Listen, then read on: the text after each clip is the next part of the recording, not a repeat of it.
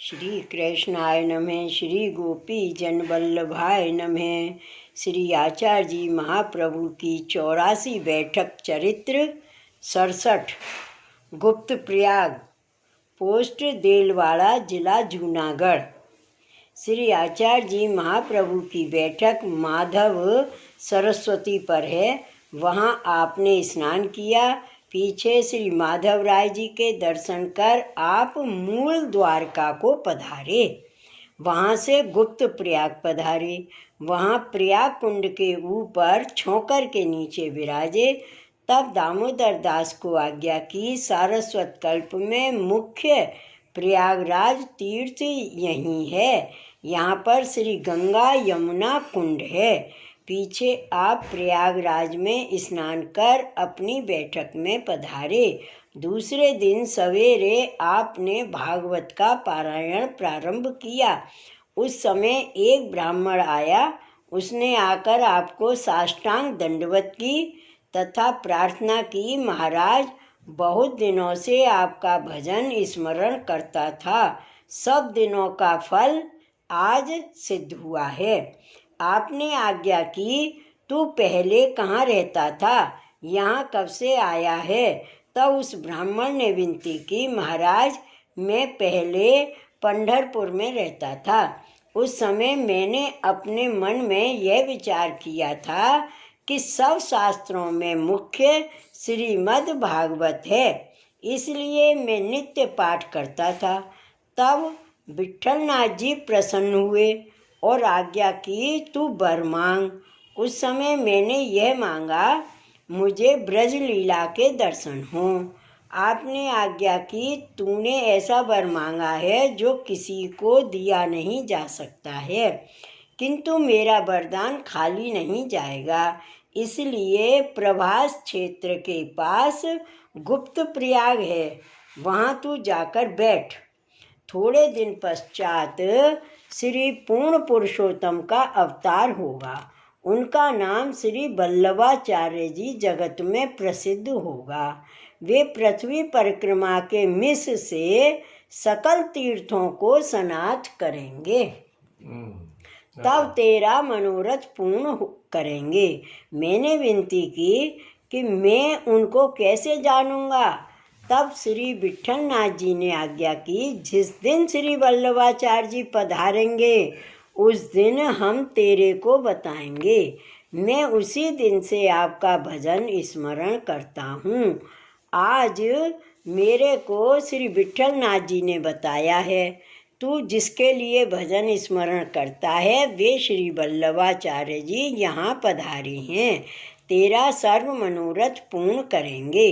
इसलिए महाराज अब मैं यहाँ आया हूँ। मेरी विनती है आप मेरा उद्धार करो। तब श्री आचार्य जी ने आज्ञा की, अब तू प्रयाग कुंड में स्नान करेगा।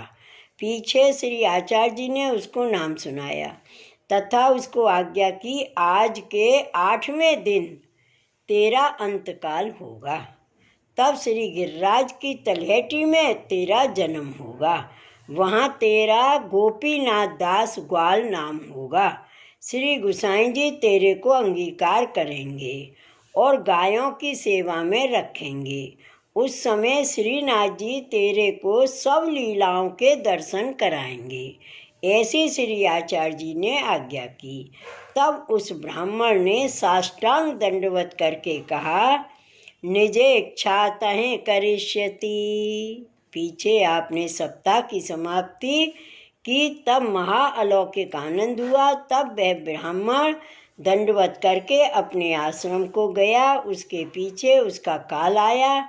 इसके पश्चात श्री आचार्य जी ने अपने चरणारविंद की रज द्वारा वहाँ अनेक तामसी जीवों को अंगीकार किया। पीछे आपने गुप्त प्रयाग से विजय किया तथा गुजरात में तगड़ी में पधारे। श्री वल्लभाधीश की जय। बैठक चरित्र 68। तगड़ी, अहमदाबाद बोटाद मार्ग पर श्री आचार्य जी महाप्रभु की बैठक तगड़ी में है। वहाँ एक ब्राह्मण गृहस्थ था। उसके घर के आगे एक चौतरा बहुत सुंदर था। उस पर आप विराजे तथा रात्रि को वहीं पौढ़े। तब उस ब्राह्मण के 10-5 गाय तथा 10-5 भैंस थी। उसके 5 शेर मारवन नित्य होता था। 5 शेर माखन नित्य होता था। उस समय शीतकाल के दिन थे। सवेरे ही उठकर उस ब्राह्मण की स्त्री दही मंथन करके कुआं पर जल भरने गई। कुआं दूर था, इस कारण उसको आने में विलम्ब हुआ। उस ब्राह्मण के 2 लड़के थे, एक तो 5 वर्ष का और एक 7 वर्ष का था। दोनों लड़के जागे और वे जाकर मथनिया में से माखन खाने लगे। यह देखकर उस ब्राह्मण का प्रेम उत्पन्न हुआ। उस समय उस ब्राह्मण ने बाहर आकर श्री आचार्य जी महाप्रभु को साष्टांग दंडवत कर विनती की, महाराज आप भीतर पधार कर देखिए, श्री कृष्णचंद्र और बलदाऊ माखन खाते हैं। श्री आचार्य जी ने पधार कर देखा तो वे दोनों लड़के माखन खा रहे हैं। तब आपने आज्ञा की, तुमको भागवत लीला स्फुर्त हुई है, इसलिए तुम स्त्री के सामने जाओ, क्योंकि स्त्री का स्वभाव लोभी होता है। वह थोड़े से माखन के लिए बालकों को मारेगी, यह ठीक नहीं है। तुम्हारे ऊपर श्री कृष्ण बलदाऊ का स्नेह प्रकट हुआ है। तुम जाकर स्त्री को समझाओ, वह इन बालकों को कंठ से लगाकर प्यार करे, कहे कि बलि जाऊं श्री कृष्ण बलराम, तुमने अच्छा किया जो माखन खाया। तब वह ब्राह्मण स्त्री के सामने गया तथा उसने स्त्री को समझाकर सब वृत्तांत कहा तथा यह कहा कि आप अपने द्वार महापुरुष पधारे हैं, उनकी कृपा से यह भाग्योदय हुआ है। उसकी स्त्री ने कहा, ठीक है, मैं प्यार करके वैसे ही करूँगी। उस स्त्री ने आकर जल का पात्र एक ओर रखा तथा उन स्त्री पुरुष ने श्री आचार्य जी महाप्रभु को साष्टांग दंडवत की। पीछे उस स्त्री ने घर के भीतर जाकर के उन बालकों को कंठ से लगाकर कहा, जो बलि जाऊं लाल, तुमने भली की जो माखन खाया। उस समय उस स्त्री पुरुष को तथा श्री आचार्य जी के सब सेवकों को अलौकिक लीला का दर्शन हुआ। पीछे उस ब्राह्मण ने प्रार्थना की, महाराज कृपा करके हमको शरण लीजिए।